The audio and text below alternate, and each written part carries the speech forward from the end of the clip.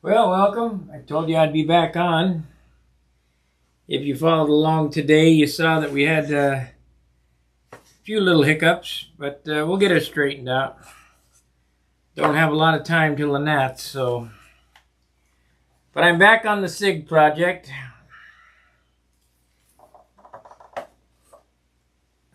I'll get you some weights here, and I'll show you where I've come, what I got to. I got to get this mess cleaned up first here, though.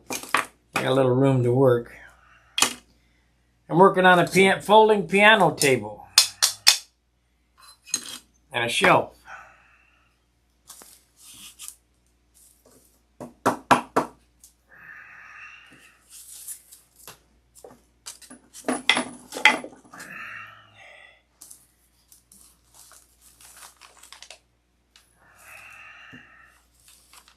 I'm gonna have to vacuum again today.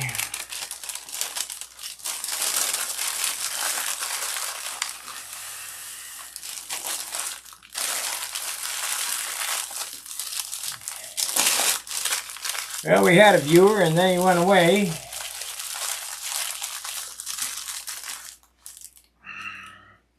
I will wait until somebody comes on before I weigh all this stuff up for you. Looks like my cork board is pulling up. So we'll just glue her down.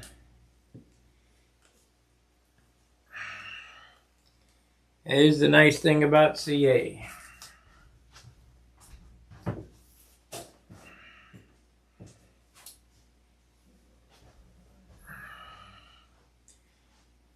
I have finished sanding the stabilizer. Let me wipe this off. Get the dust of it. I said I wouldn't do anything off camera, but I spent about 15 minutes sanding this up. Sanding's pretty boring.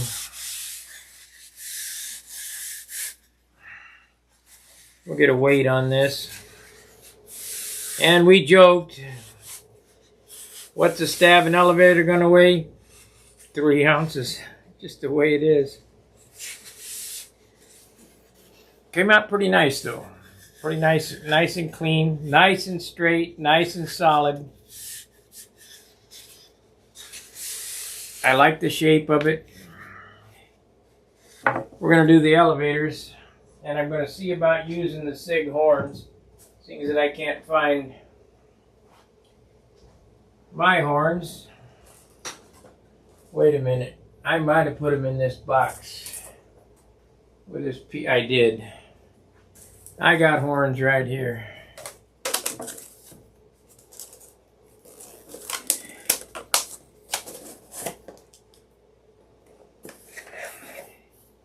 I got a bell crank and horns right there. So there's the ticket right there.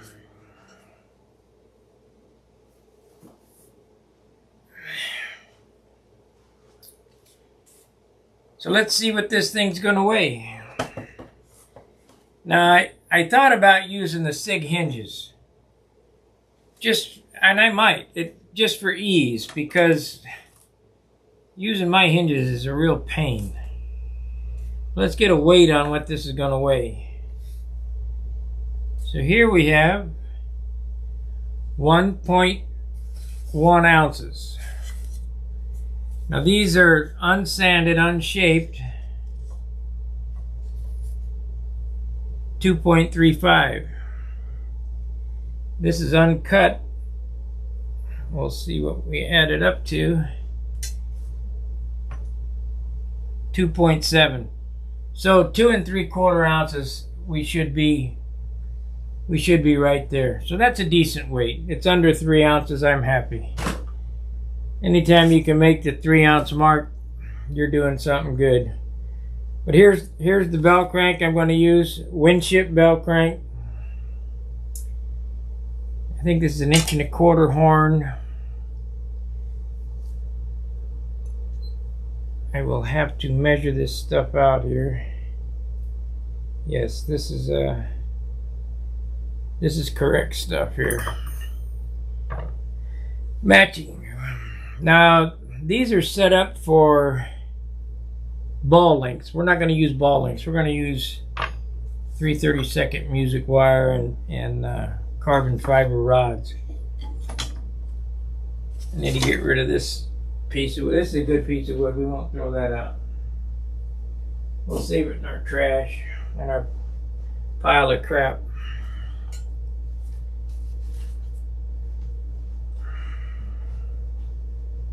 You know, let's see. Let me see here.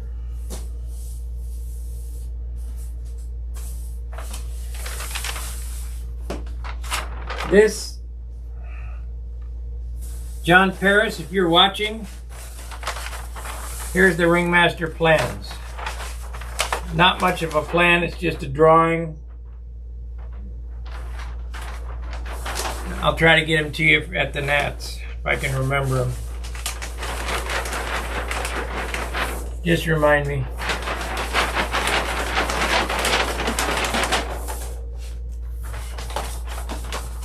Put a rubber band on them now. Make sure to like as soon as you get on. Hit that thumbs up button. Make sure to leave a comment. Helps the channel metrics.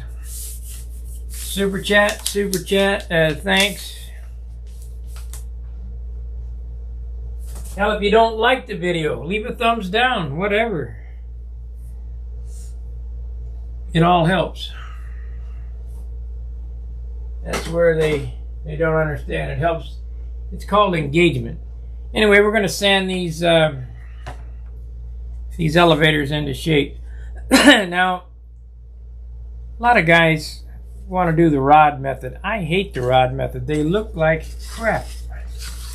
We can get rid of these pieces. I don't need these anymore.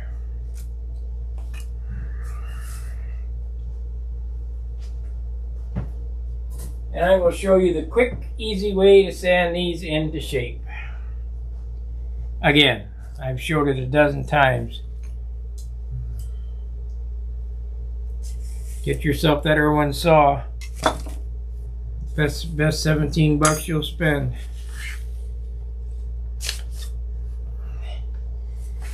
We're going to have to change the fuselage up a little bit because I am going to go ahead and run the 60.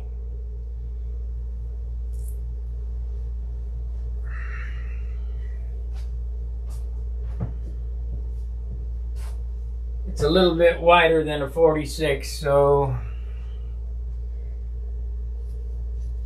the fuselage doesn't quite act right. Anyway, how I do this is I draw the center line and then a line on each side, and we're going to sand 50% each way. And I just hold them in my hand and do them with a long block.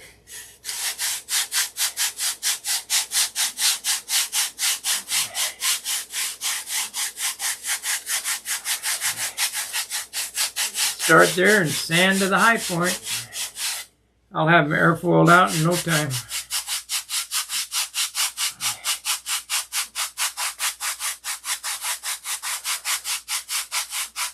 You guys that sit and watch me sand. A lot of people say, well, you got people watching you sand for hours. Yeah, well, it's all part of model building. I need my bigger block is what I need.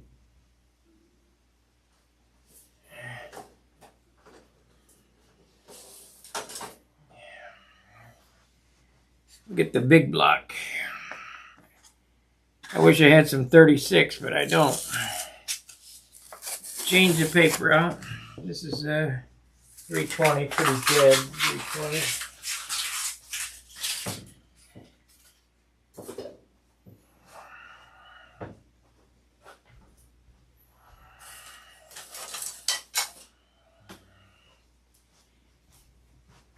Nick! You love the work. Well, thank you, Nick. You're the one.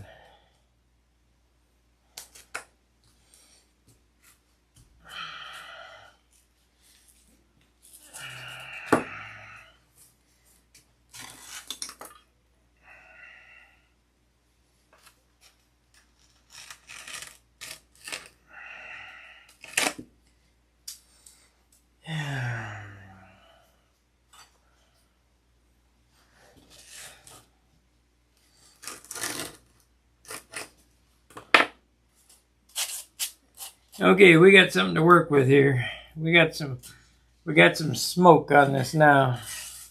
So this will sand really quick.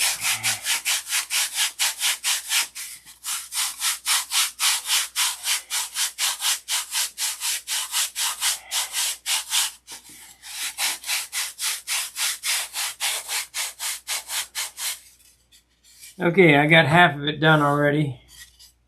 I'm going to turn it to the other side. Then you got to sand back in the other direction to get a nice airfoil.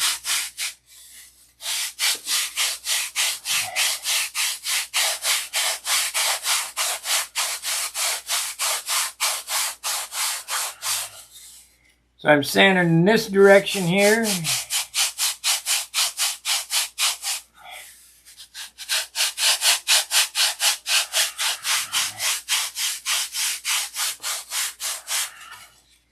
Now, in order to get a symmetrical airfoil, you have to sand backwards.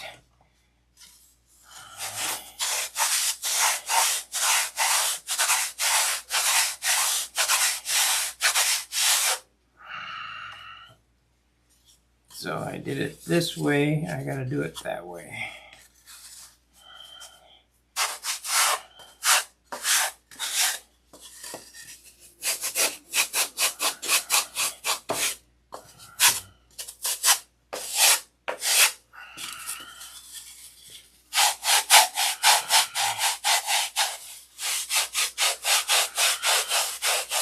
Then we'll set them down on the table and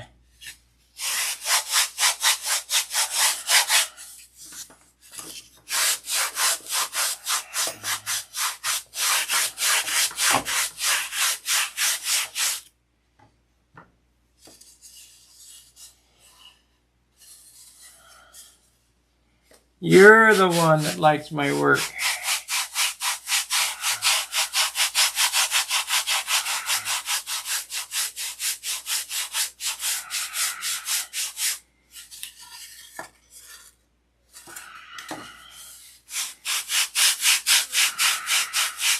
If you've never done this before, if you've never built model airplanes or sanded the wood or created stuff, I can't tell you the satisfaction that you'll get out of it. I mean, it's so satisfying. This sanding is so relaxing. It makes you forget everything.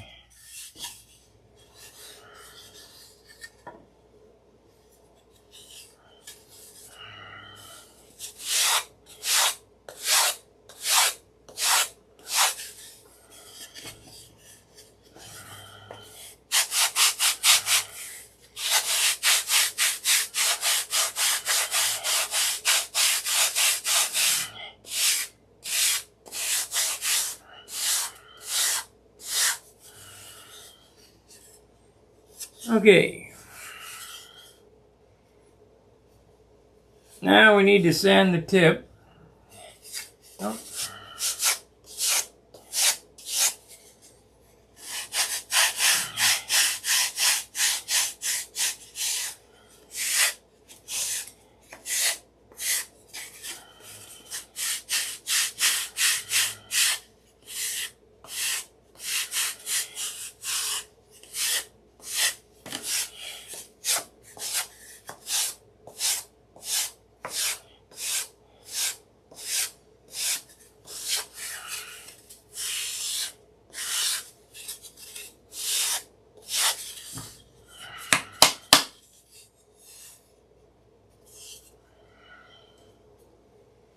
It's dead straight. We got a little hoop right here.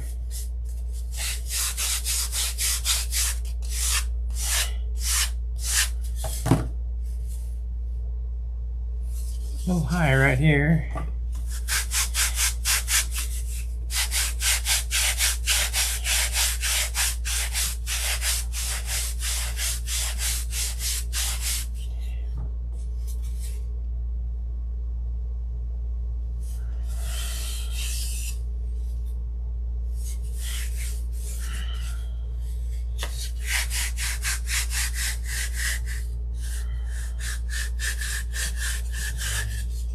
Little history.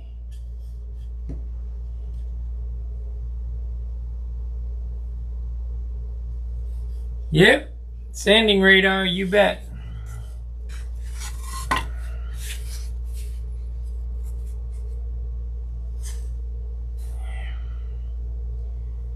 Okay.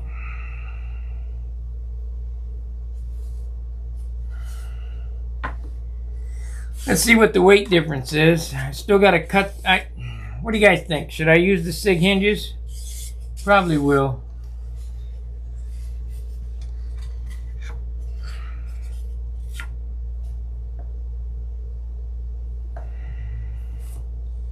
Okay, we got this one. It weighs 5.5. This one weighs 5.5. Can't win. So it didn't change any. That can't be right. 16 grams. 16 grams. That means this is going to be the outboard side. And how do I know that? Because once I take some off this, it'll be lighter. So I'll put on here outboard. OB.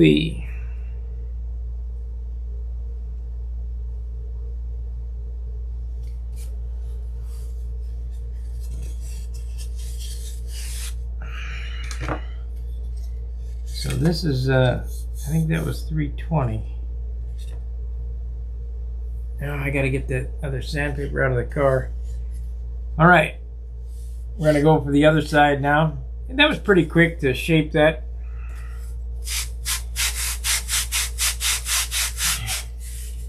Remember, all the heavy stuff goes to the outside. Doesn't matter if it's on the tail, in the wing.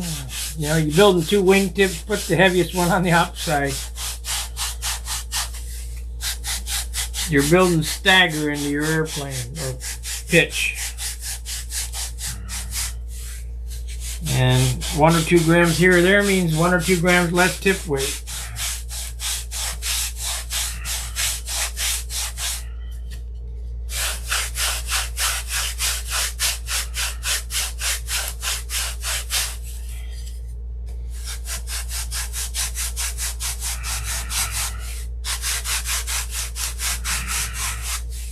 This is what I do.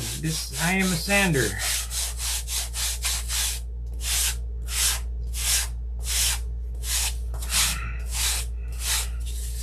Tried flying today, didn't work out so good.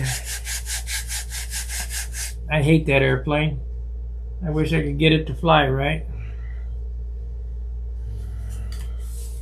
I just don't have the time.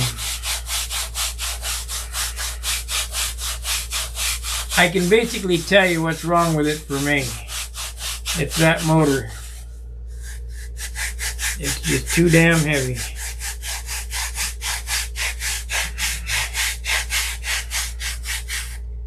They put out a lot of power, but at what cost?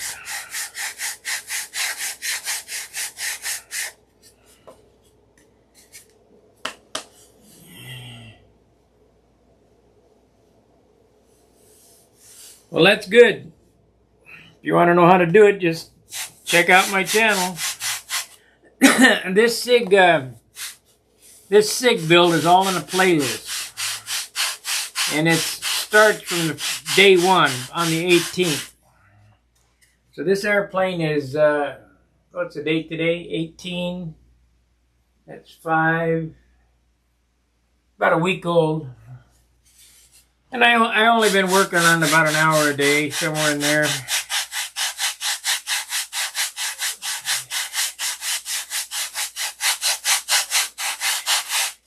I haven't been busting my chops to get it done because it'll probably see the FCM.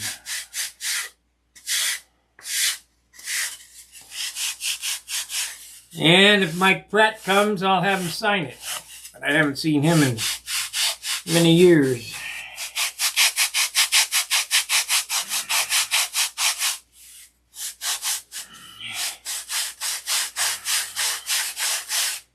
It'll look just like the kit box.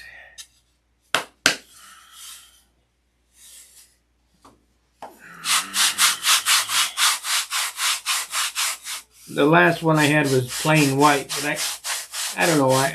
I got this, you know, I'm nostalgic. In the 90s, this was a killer airplane. Killer airplane. Matter of fact, I think it was the 80s, late 80s. Anybody know when the Magnum first came out? I know Mike Pratt does, but he ain't on here. I think my first Magnum was late 80s, but I want to say about 86.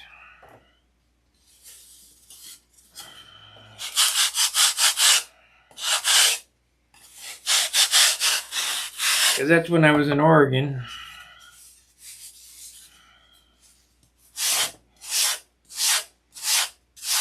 Okay, remember I said this is going to be the inboard one because it's going to be lighter, and I've just sanded on this, and it weighs, hadn't changed, 16 grams. Can almost smell the balsa sawdust through the video. Yeah, it's there. Okay, we need this, and we want the 180, which is here. We want to finish sand these. Found my Meslick gear. These are the gear that's going to go on it.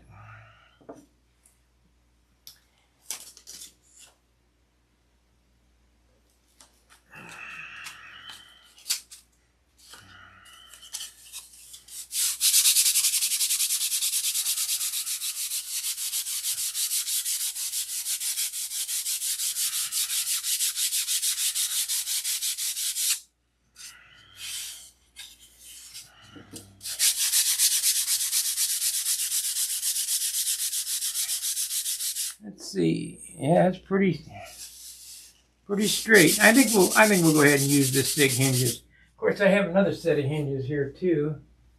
Heavy duty, that's 1/4 scale hinges. We don't want to use them.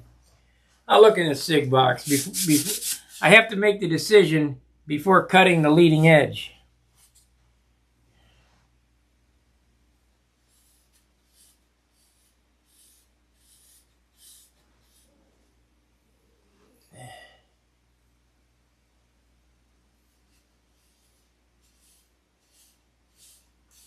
Yeah, well, the expense is going to get you.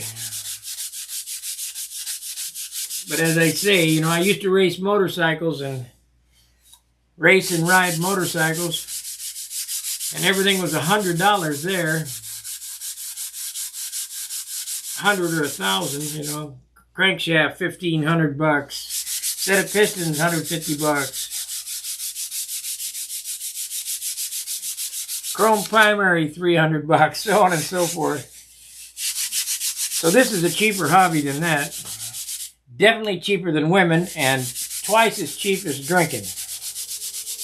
Not only that, your wife will know where you are. You'll be sanding. When I was a kid, my mom and dad, I was pretty young too, my mom and dad would go out, they were elks, and stay up till 2 o'clock in the morning, come home, and I'd be in the garage sanding. And if the girls wanted to come over and hang out, they had to sand. They would be sitting on the workbench sanding. Of course, they weren't any good at it, but gave them something to do.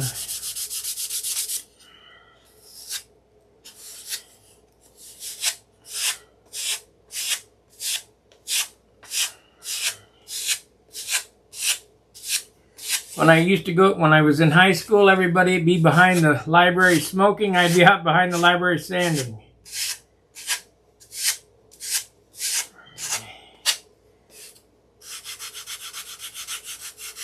When I was in the Navy and I was off duty, I was sanding. At Millington, I had airplanes in the barracks on my rack and on the shelf, and they said as long as I kept them up off the floor, I could have them. That's all I remember doing is sanding. I mean, that must be a super geek.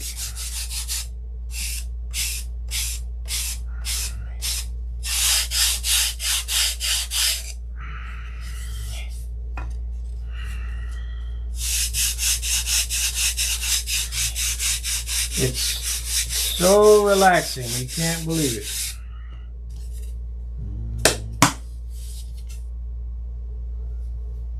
Now look at that.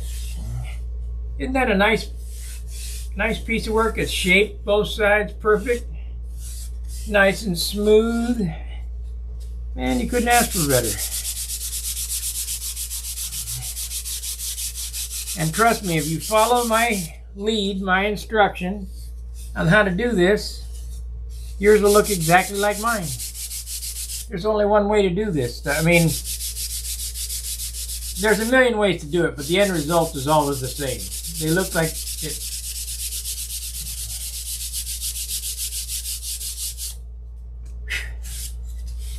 If you look at the front row of the Nats airplanes and the second row, they all look like they came off the same workbench. Pretty much, except for sanding is a signature. I can tell by shapes who sanded what.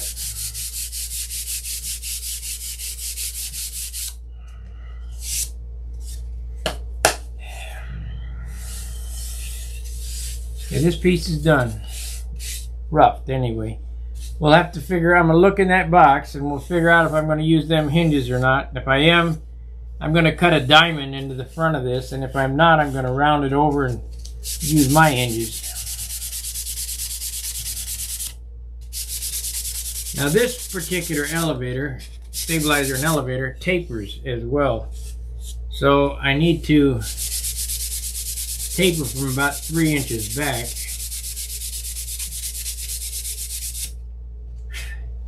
See, it's thinner here than it is over here because of the taper of this elevator, or the stabilizer. Now that's bowed, but we can straighten that right out with the long block here. So you take your long block,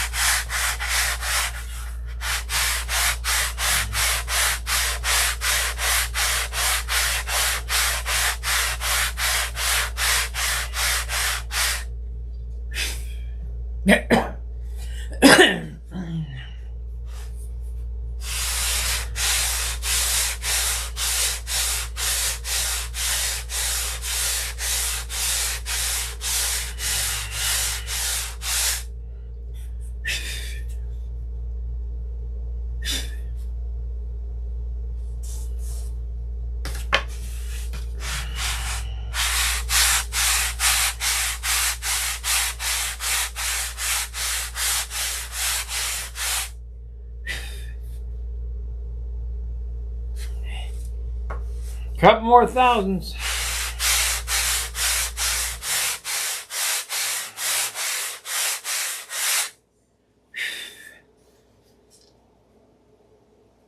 Yeah, it's still got a whoop in it.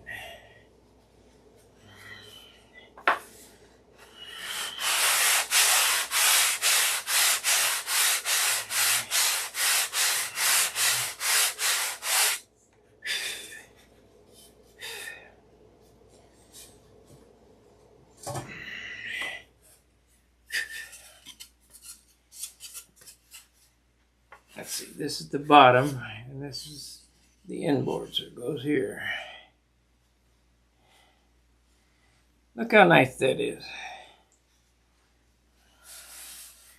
And we'll get it together and then sand it as a whole, and then I will set it up out of the way, and it's finished, ready for covering. So, let's get that box out and look in there. Got to make plans of what we're going to do. We'll look at the Sig horns and see if they're any good. I don't think I don't think they are. You never know.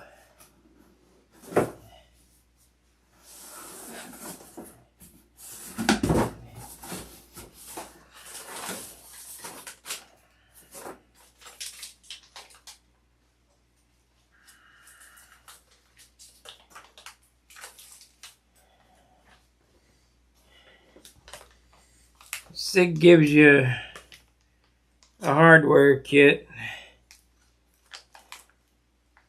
that's really no good. No offense, Mike. What the hell's that threaded rod for, I wonder? These horns are the wrong geometry. So we're gonna use my horns.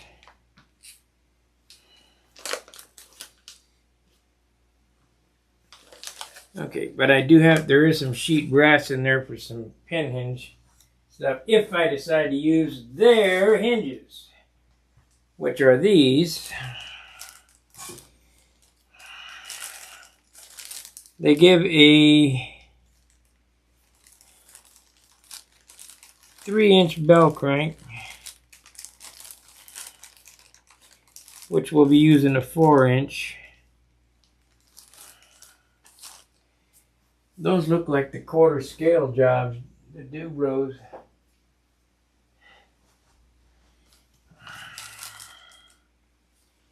Not quite. I wonder if I have any small ones. Let me see here. Bell crank, perfect. No. Could have swore I had some. That's some tape. Some mini eyelets.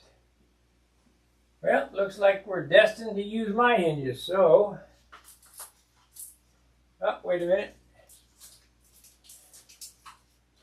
Ah, nope, we got the Dubro. The Dubro $5 jobs. We can use these. We'll use those.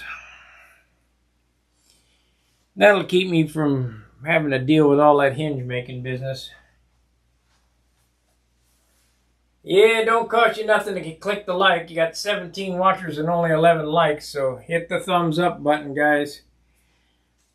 So we're going to go with the Dubro hinges. This is a classic airplane, so we got to use classic stuff. I'm not going to use this hardware. I might use the push rod setup because it's already bent. Of course, I don't know. I could bend it myself. Might just leave this intact.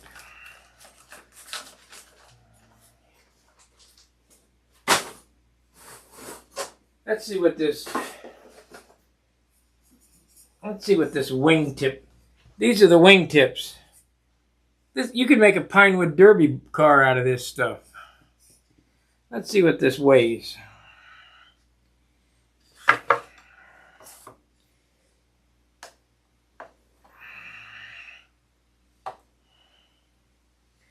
$66 grams, and the size of it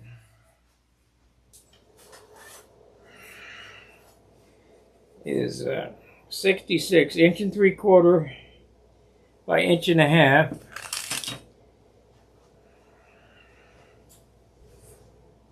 And we'll be changing this out. I can already tell this is super heavy. But we gotta give it the benefit of the doubt. Weight is 63 grams. Is that what I said? It wasn't 66. There.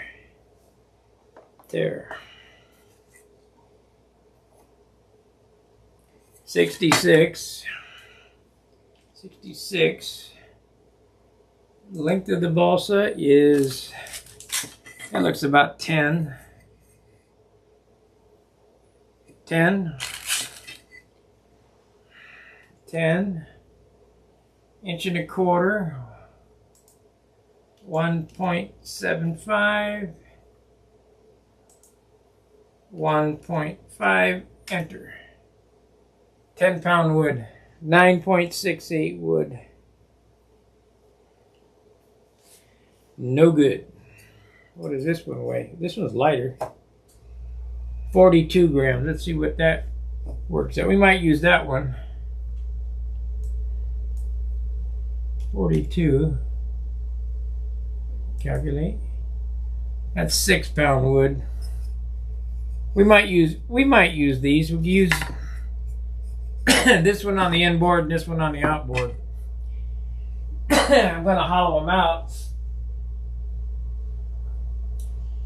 So we got inboard, outboard.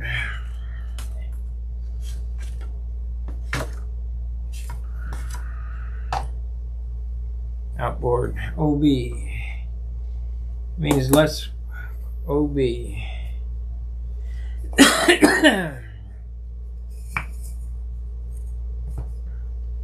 IB.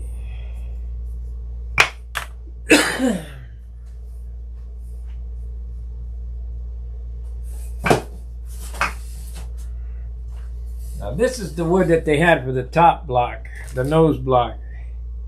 73 grams. Where's my, there it is, 73. I think I weighed this already. 73. Length of balsa, I think this was 18. No. It's, yeah, it's 18. 18. 18. It's 3/4 by 3. 3.75. That's 7-pound wood. 6.97 pound wood. We're going to use that $23 piece of wood I bought for that 3-pound wood is what we'll use.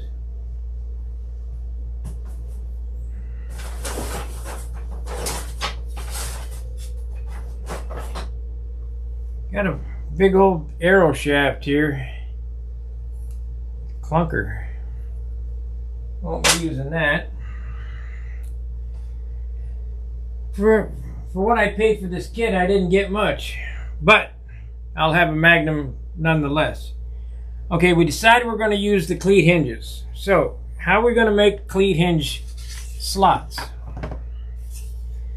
Well, the first thing we want to do is we want 45s. So, we're going to finger the center line. Now I have a Dubro center finder, but this is just as easy. And then you want to come back, this is 3/8, you want to come back 3/16 of an inch from the edge, and we're going to make another pass at this, and then 3/16 from the edge here.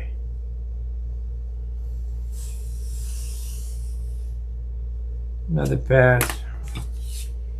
And we're going to ease up on it with the plane. And you better ease up on it or else you'll cut into it and it'll look like hell.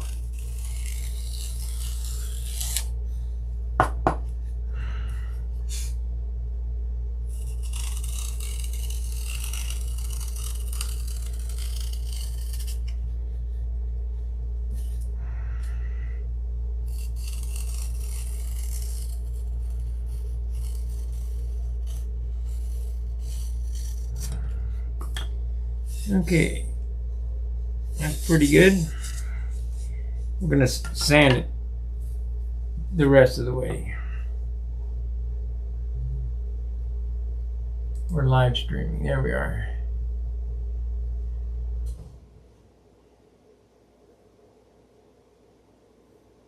Yeah, if you click it more than once, if you click like, it'll give me a like. If you click it again, it'll take it away from me. So only click it once.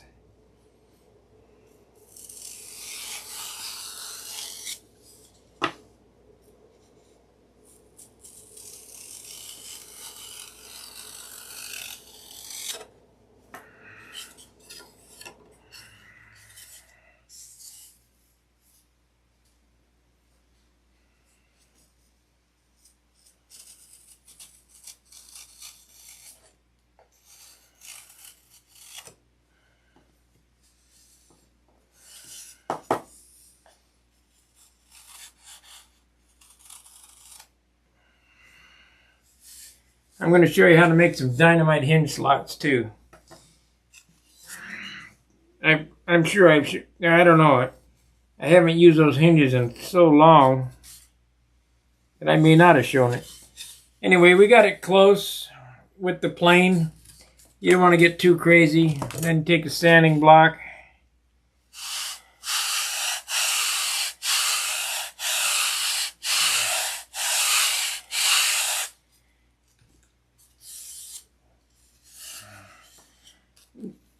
Now this is what makes an airplane outstanding. When you can see the guy took his time to get those lines straight and at 45 and they're clean and they're not wobbling all over the place.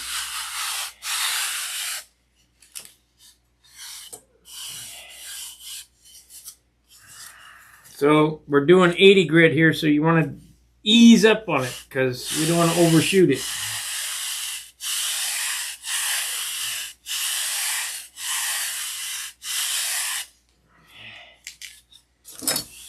I personally don't like these hinges, but we're going to do it nostalgia. This is how we did it in the 90s.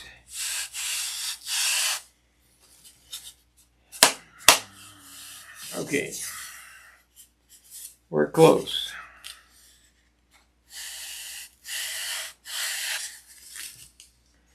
Now we want to make that look really professional with the long block.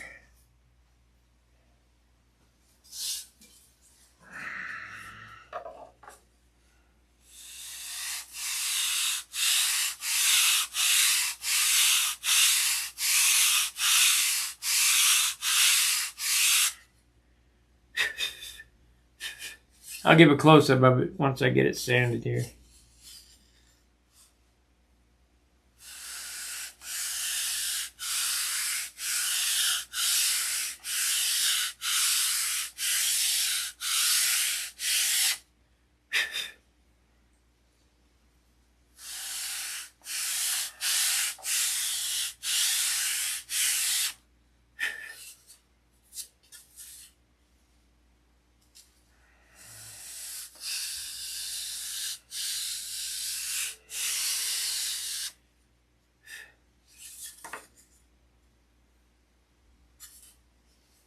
Here, and just one or two swipes on the end, so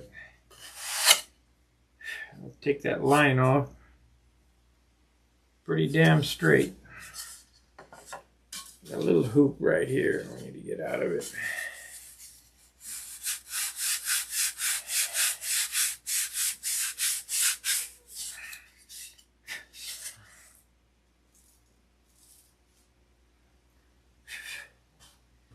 Okay, I'll see if I can get you to shoot it down this way.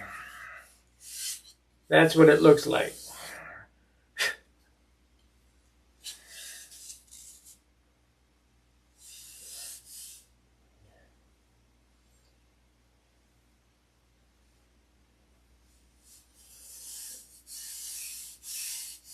Got a nice 45 in it.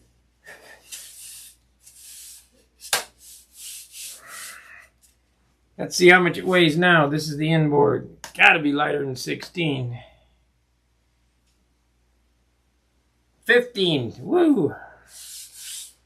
We're gaining on it. Okay. So this is the inboard. That's this one.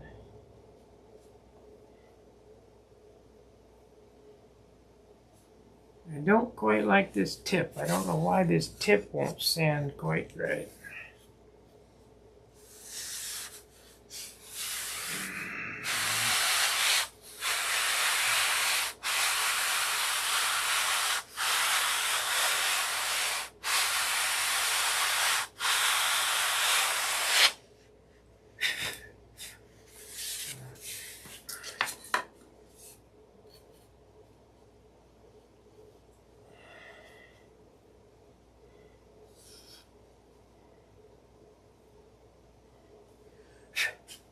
You couldn't build this up as light as this. No way.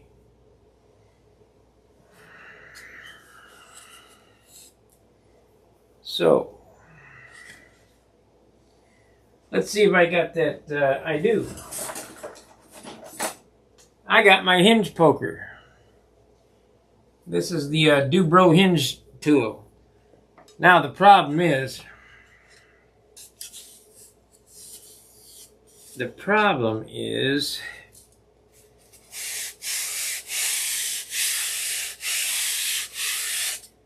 we need an accurate center line on the stab. And yes, it does make a difference. If you have the stab, if you don't have the center line of the stab from tip to tip, dead center, it'll be a different arc up and down, if that makes sense. Now I can't put that in a vise. How am I going to hold this? I'm just going to eyeball engineer it, and I'm going to use a yardstick to do it. I'll use the thin metal stick. Now how am I going to hold it though? So I think what we're going to do is do it in thirds maybe. Now where's that clear ruler I had?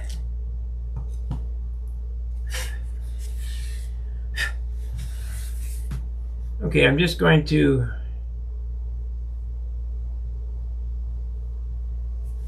eyeball the center. And believe it or not, after doing this for so many years,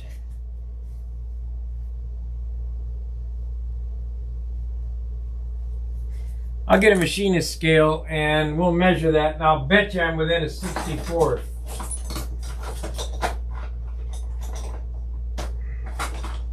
If I could find a machinist scale, I know I got one here.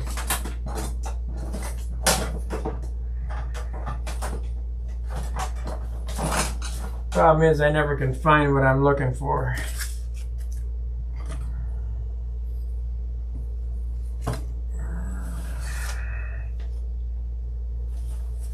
Because there's no place to put anything. See, if John was here, he could hold that in and I could line this up. We're going to see if we can do it by myself here.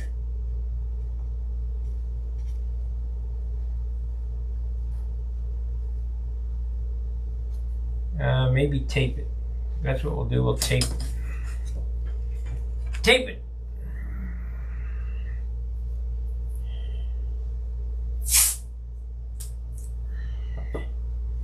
So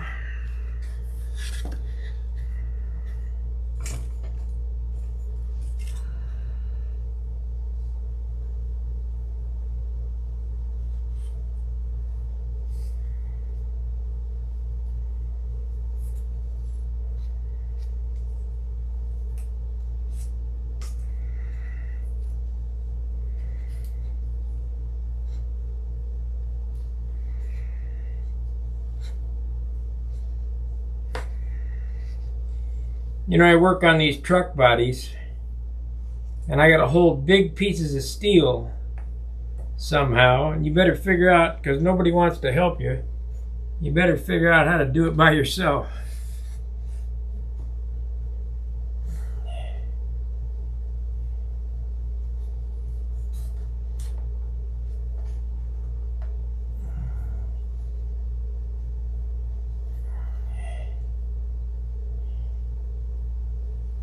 Okay, all that can happen is it'd be off.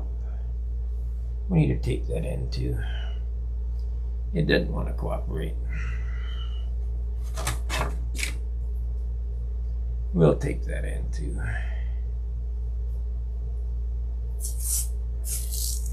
I would like this Magnum to come out excellent. Better than what I built the other stuff. Just to reminisce and see how they fly.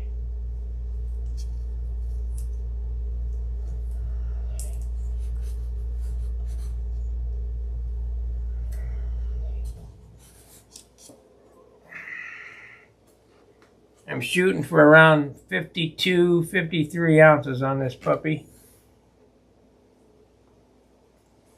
if possible.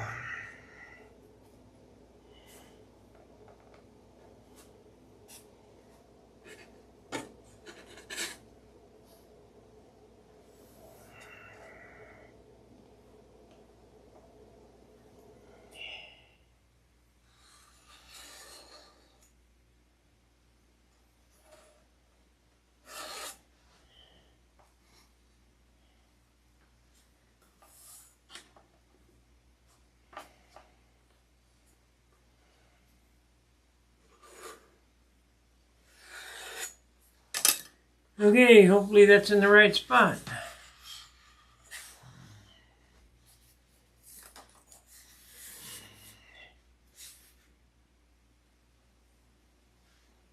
Looks pretty good. Now we have kind of a problem. And the problem is that I've used that 15 thousandths carbon in there, and you can't stick a knife through that, so I'm going to have to burn through it with a cutoff wheel.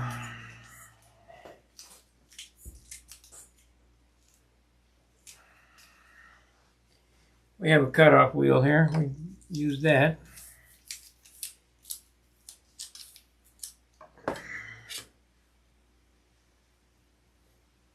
Yep, that'll do it.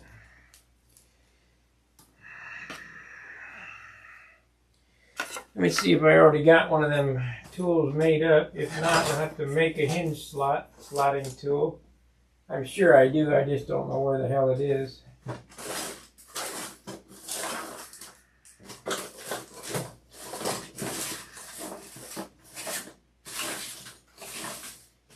Yeah, I don't.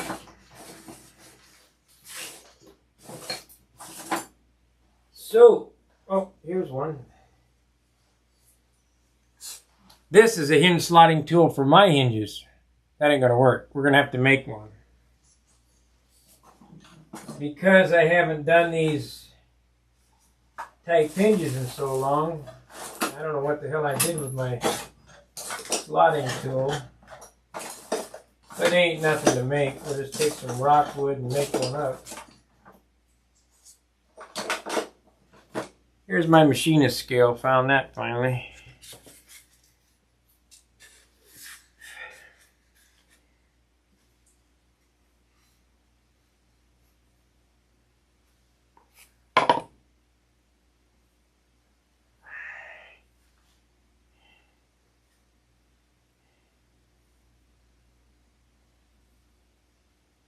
We got 23. I'm a 32nd of an inch off, but it won't matter. It's in the center. Yeah, see, I missed the line there. Damn. So what I'll do is I'll come above that line.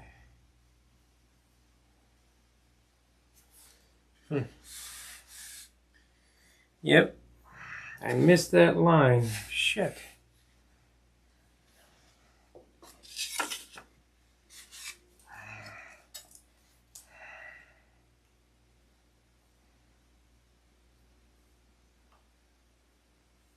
Eight. 9/64. This is 9/64. My line, my mark is right on it. I just missed that line when I drew it. It's on, shit. This one's dead on this side. This one here is off just a smidge. Does it make any difference? Well, yeah, kinda.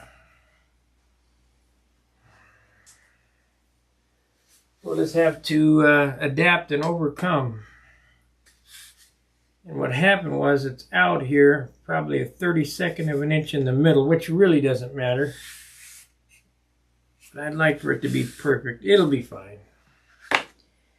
It'll be fine. We need to make a tool. And for that tool, we will use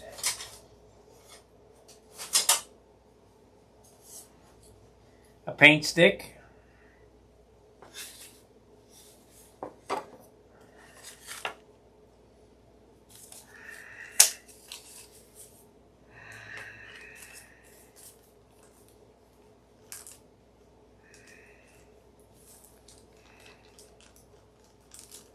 Man, it's warm in here.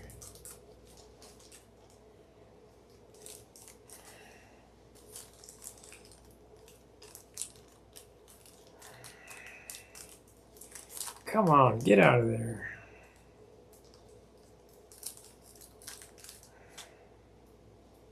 I'm going to have to take these apart too. Okay, this paint stick will work. So the first thing I want to do is I want to saw a piece off this paint stick. We're going to measure about 50%. And we'll see how close we get on that. That's about right there. We'll see how good this backsaw cuts pine. Nope.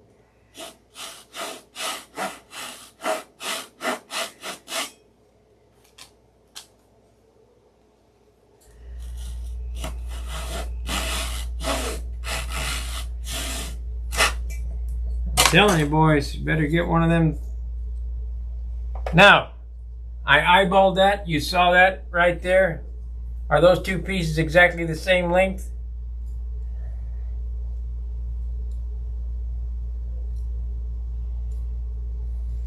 Eyeball engineering.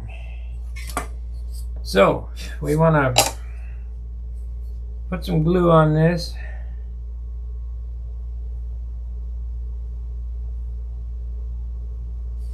You did not see me measure that because I didn't. I just eyeballed it.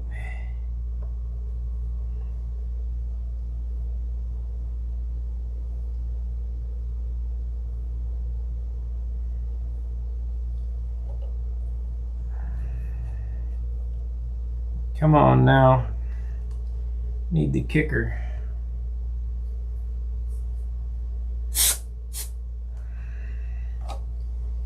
Shoot. Okay, you want to play like that? We can do that.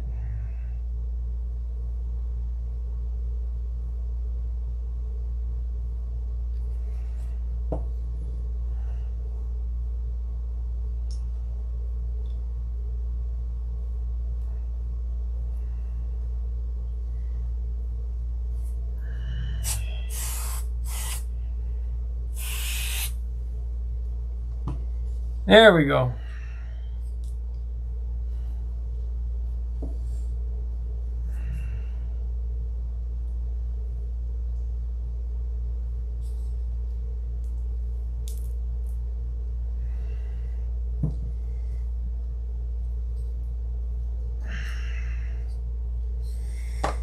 Okay, we need a piece of 16th inch wood. We can use this 43-pound test balsa from Sig for that. We need a piece the same length as this, which is right here. I'll cut it a little short.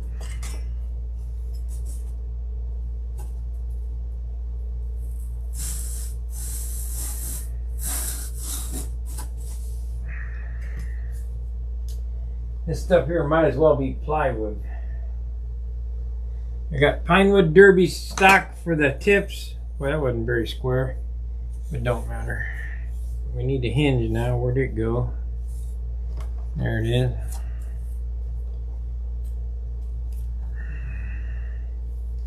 I'll mark it there.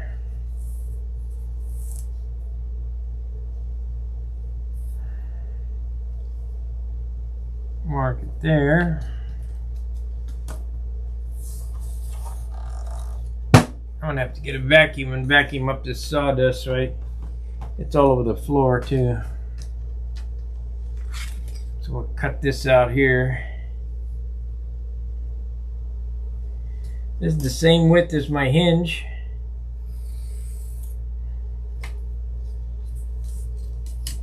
I'm gonna take this and piece of 80.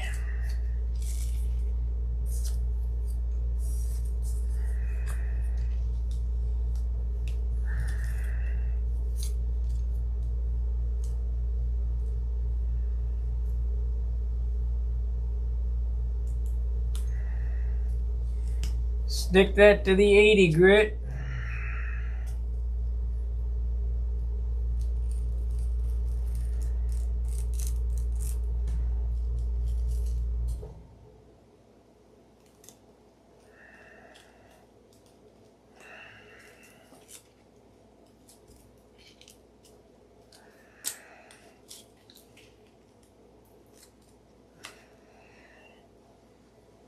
Okay.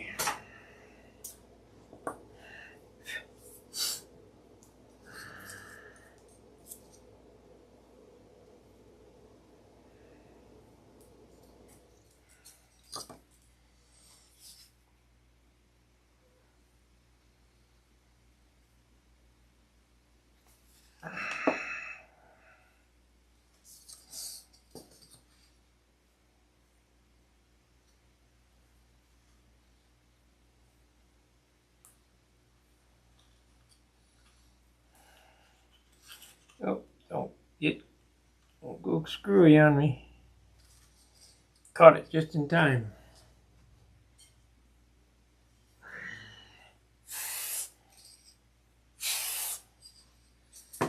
Now this is the perfect pocketing tool. Yep, we got a little bit of smuts going there. That should be okay. There we go.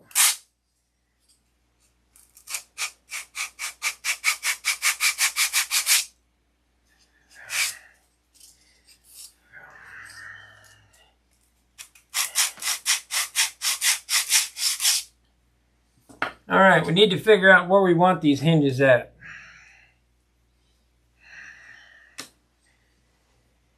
My suggestion is to hinge the elevator first and then hinge the elevator, then turn it over and match it to the other elevator and then hinge the stab.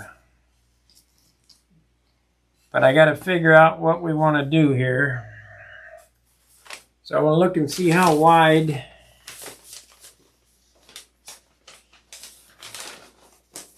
that appears to be.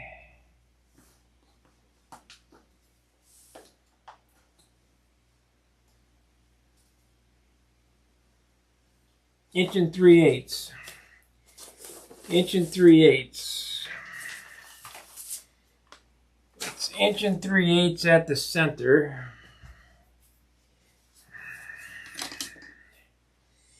So I love this.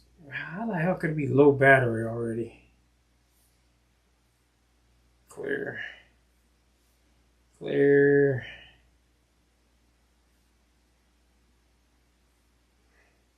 One and 3/8 divided by 2, 11/16. Let me plug this thing in. Stupid phone.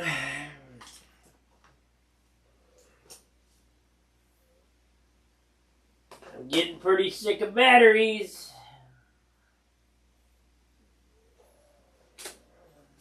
I told you, maybe I didn't tell you guys, but maybe Brett Buck, he pays attention sometimes. He's a mathematician. If everybody turned everything off, all the power off, all around the globe, everything's off, it's completely dead.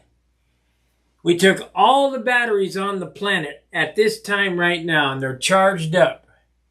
Everything's charged. That includes all the cars, all the flashlights, all the cell phones, all the batteries on the planet. And everybody turned everything on all at once. How long do you think the power would last? And this is all done mathematically. Somebody did Ohm's law and figured it out.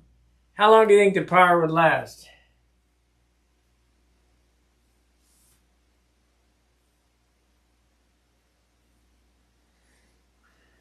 This will astonish you. 11/16. Okay.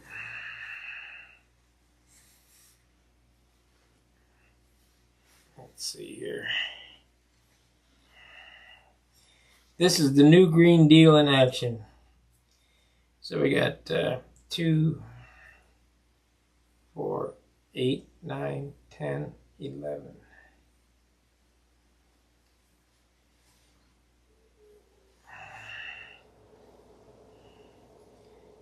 4, 8, 9, 10, 11.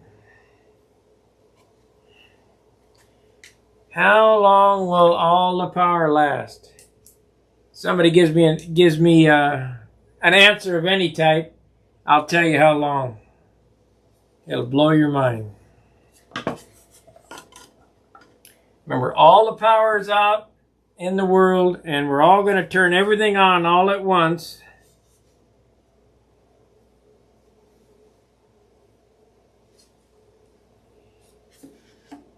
Why does that look so bad? Where'd that come from?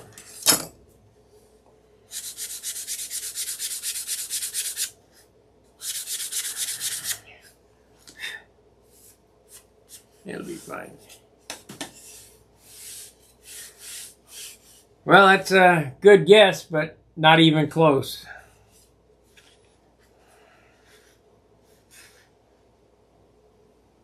And guys a lot smarter than me figured this out.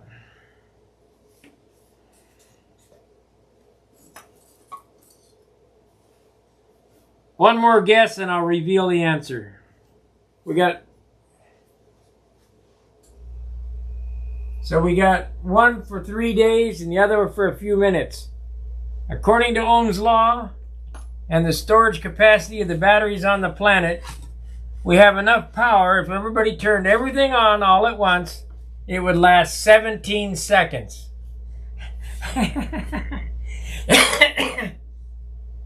That's amazing, but so true. So they're full of crap when they say we're going to transition. Yeah, well, you guys better figure it out quick. Okay, we're going to have a horn come in here. We want 2 right there. We want a hinge here.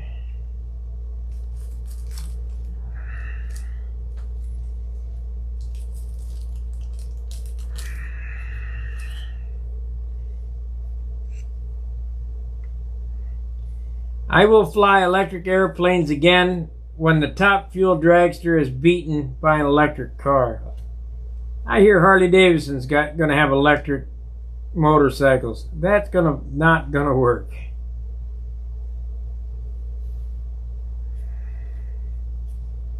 That is not going to work. So this is where we want them right here. Let's see here. We're going to have a horn here.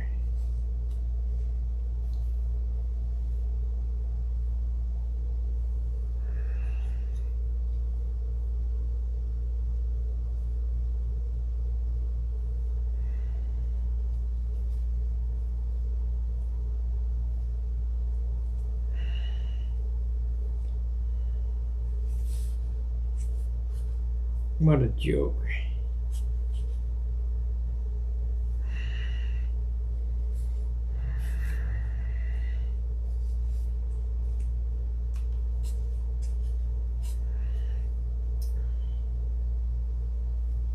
You know, I fought mag wheels for a long time on motorcycles. I fought belt drive for a long time. Had to be a chain. Couldn't be. I'm going to fight spectral lines until they're proven. I'm not going to fly on those spectral lines until I see what they can do. Anyway, here's how you do this. You take this tool you made and you sand perpendicular to the slot. You're going to sand a slot in it.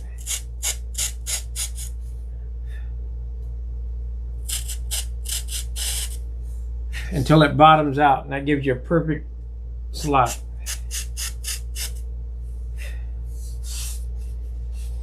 That's one.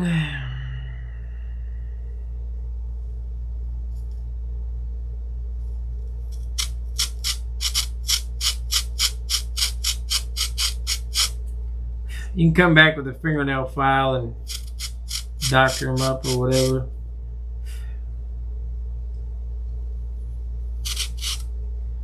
Then, is this too big? I hope not. It is. Damn, my slaughter is too big. I don't have a smaller one, I don't think.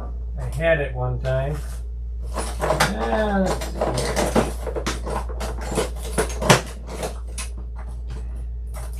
Got the ultra big slaughter. I'm sure I got it here somewhere, but who knows where.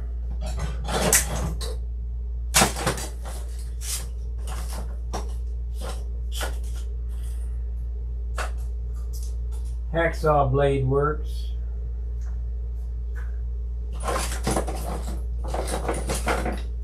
Well, balls.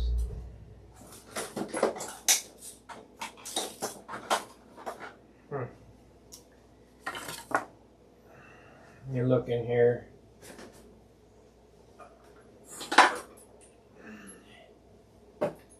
Nope, it ain't in there.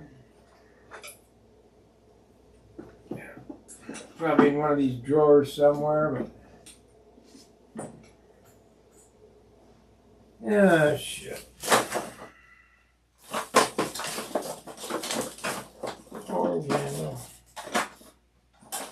Oh well.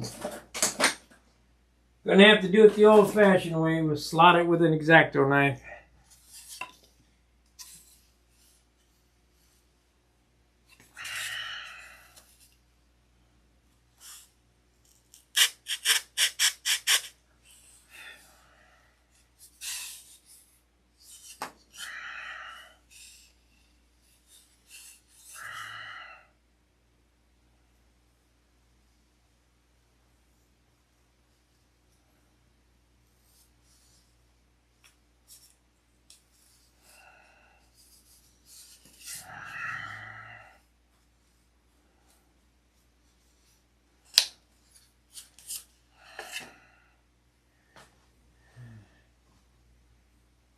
You know it, we are in deep trouble, especially with morons running things.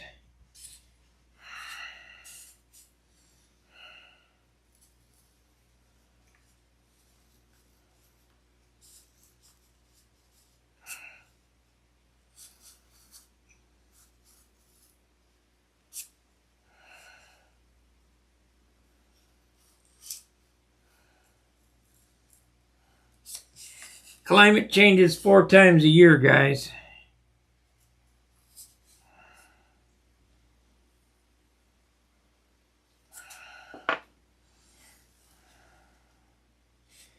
Go review George Carlin's The Planet.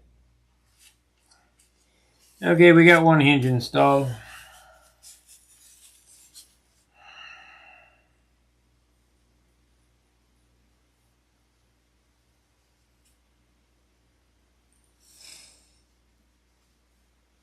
That guy, George Carlin, could cuss you out and never say a curse word.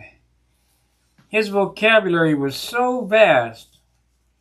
The man was a wordsmith. I saw him on the Ed Sullivan Show, early 60s, I guess. God, he was funny then even.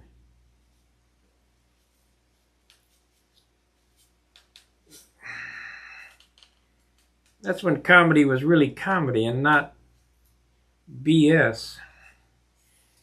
Okay, this is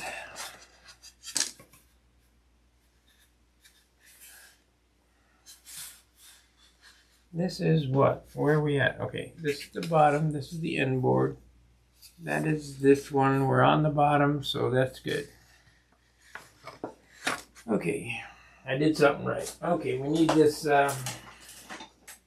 slotting tool. Well, I have a slotting tool in St. Louis, but the slotting tool would not slot. Damn, through carbon fiber. I gotta clean this place up today. After this program is over, I gotta spend 2 or 3 hours straightening this place up so I can breathe.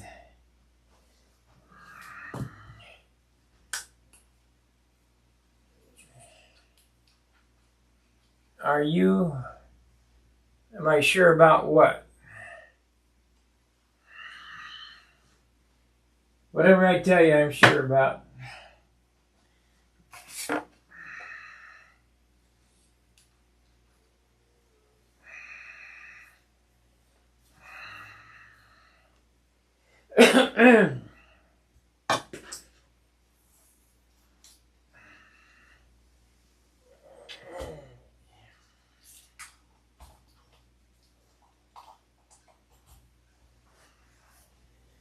Okay, let's see if this works.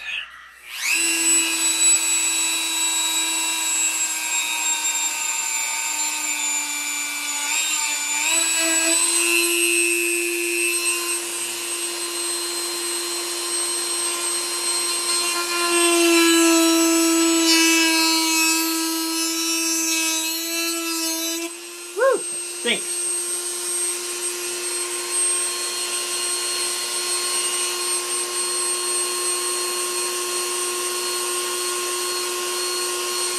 I'm sure there's a better way to do this.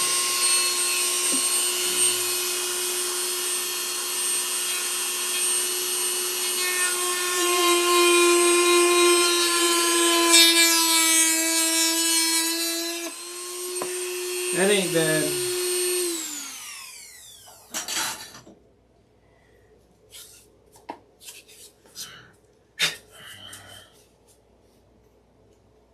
Kind of narc that though. Oh well. It'll be fine.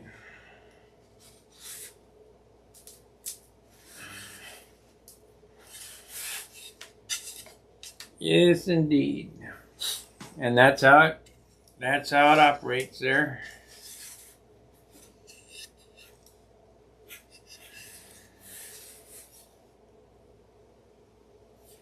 Now,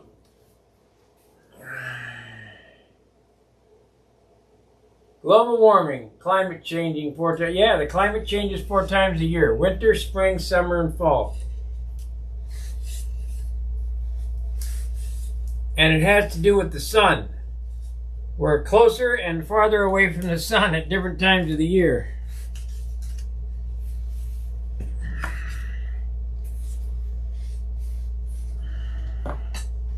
Until they can figure out how to put a thermostat on the sun, they ain't gonna do nothing.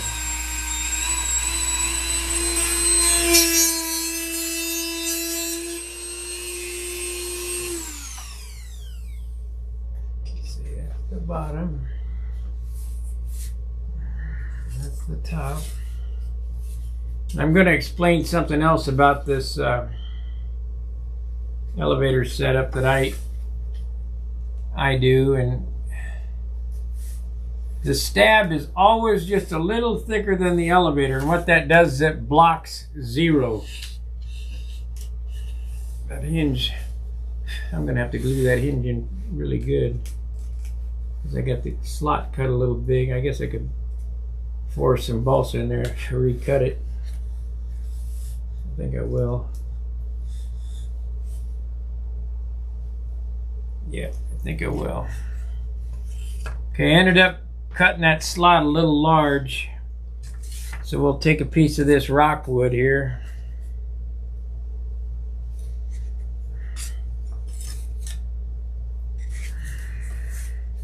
Remember, it's only wood. Can't hurt you. We'll cut it like so.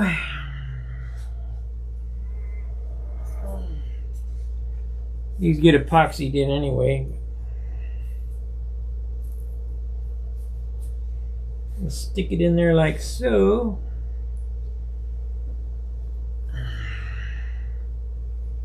I'm just tightening up the hinge.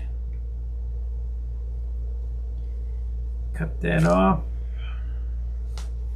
with a zoner saw.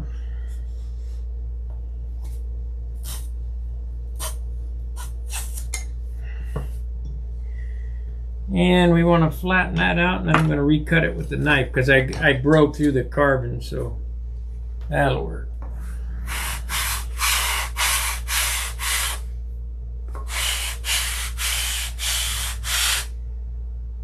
Matter of fact, that'll work real good. So we want to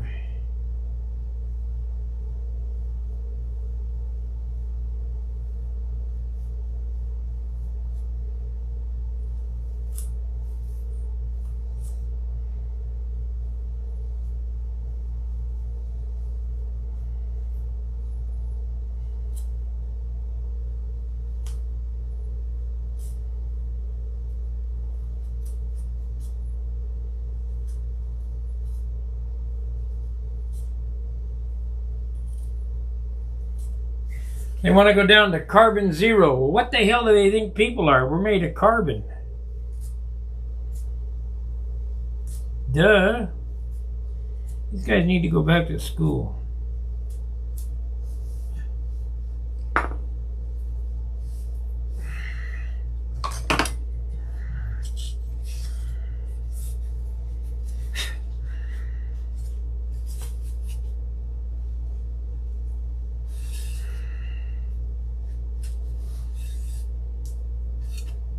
Still slides out. Oh well. When I epoxy it in, it'll be fine. Anyway, this is how it's done. So now I need to work on the other side. We've been on an hour and a half. Work on the other side and match it up to the... Need to finish sand this puppy. Transfer the hinge line from here to there. Move that over there. Mark them, slot them.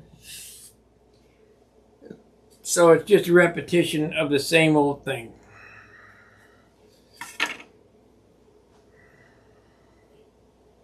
You guys gotta be bored by now.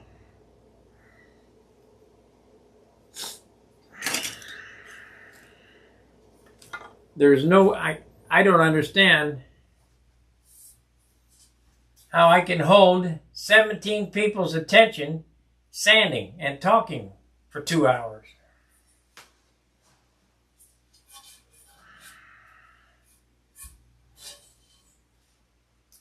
Explain to me how that works.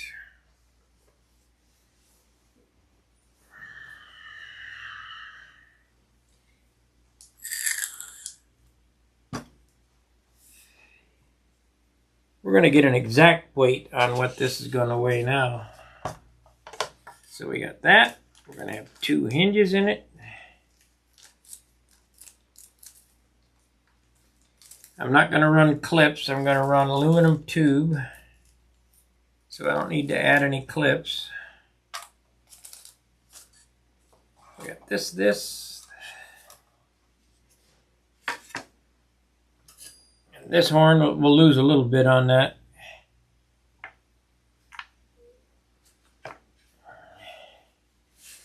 Feels like a good weight.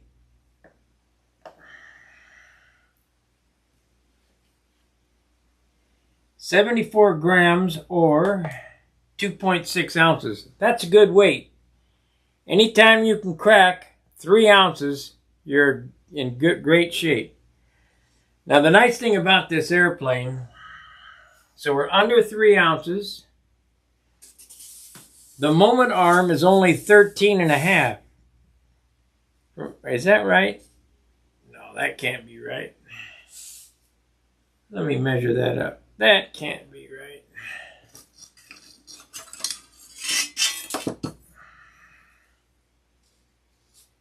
No, that's not right.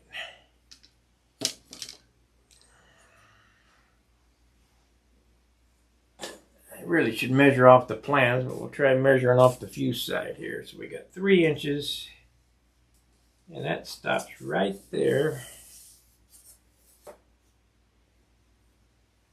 The tail moment is 16 5/8. No, 16 3/4. The nose moment is 8 3/4. It's a pretty short airplane. Now the theory is the farther back you stretch the moment arm, the smaller you can make the stabilizer. The shorter it is, the bigger the stabilizer needs to be to leverage the airplane around the corner. The nose moment only needs to be long enough to balance the airplane. So, if you build this light, you can have a real short nose moment, like 4 inches. But I can't build it that light. So, I'm figuring this airplane's going to balance just about right, as long as I can keep everything under my normal weights. You know, I've got to beat, you know, the crutch normally weighs 3 ounces. This is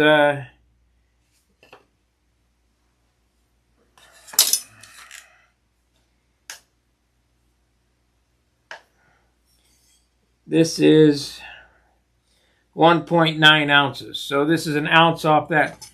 The total gross weight of the airplane has a direct factor in the balance point, because as the gross weight goes up, so does the tail heavy aspect of it, because 90 or 80% of the gross weight is behind the center of gravity.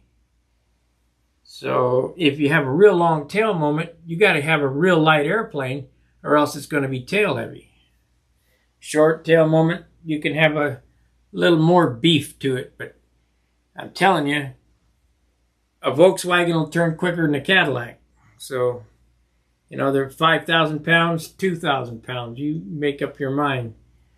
The reason why I'm going back to the Junar flying is the weight of that engine.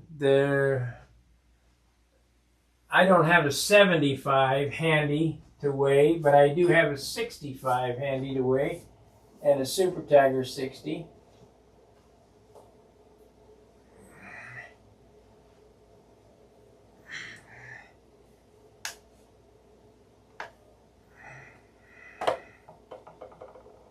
That's 11.5 ounces for a Super Tiger 60.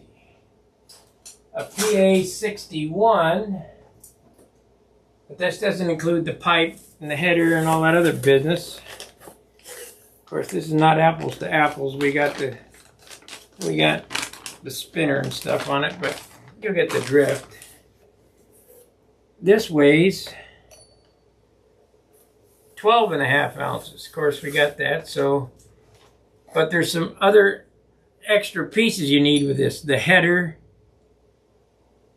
the extra fuel, because this burns more fuel.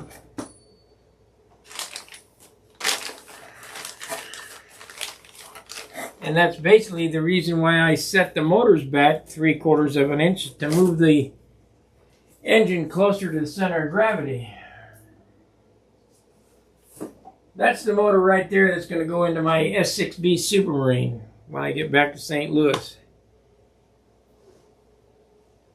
Then I got a 65. I got to see if I can engineer an airplane to work with that doesn't feel like a slug. Now the PA 75 is an ounce heavier than those, so it's a big difference between the PA 75 and the Super Tiger 60 weight. Big difference. 8 ounces of fuel, 3 ounces of pipe and header. It goes on and on and on. Exponentially, it gets more and more. And when you're flying, that concentrated weight in the nose, which if you have a nose moment of, let's just use 10 inches, that's really not the moment of inertia. The moment of inertia is from the center of gravity of the airplane. So you make that back 3 more inches or 4 more inches. You got a 14-inch moment arm. Now Galdini, he talked about the barbell effect, and the barbell effect really does come into play. I'm not so convinced about the nutsy band wall, but Galdini's barbell effect I know is for real fact.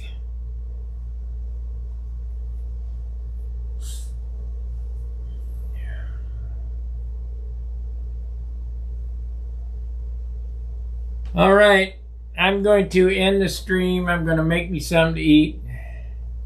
I think we're going to go out to the field tomorrow. I'm not sure. I was going to paint my rudder on that airplane. We'll just fly it, and I'll paint it after the flying session. I'm not so worried about that airplane. I'm not going to score super high with it. It's going to be hard to beat Howard Rush's plastic dipped airplane, and it looks good. I mean, it does look good.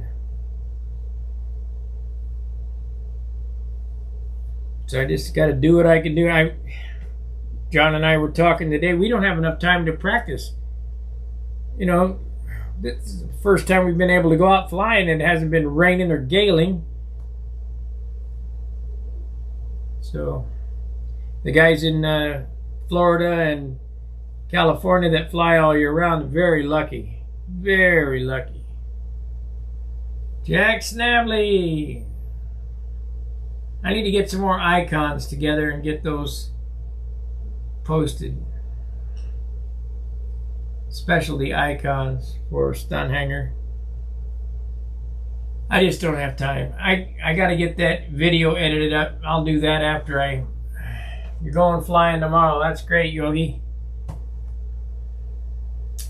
I have to get the video edited up. Matter of fact, I'll pull that out of the camera right now and we'll get started on that. We'll take a look at that. I shot that with my video camera. It's in here. Now it's in my computer.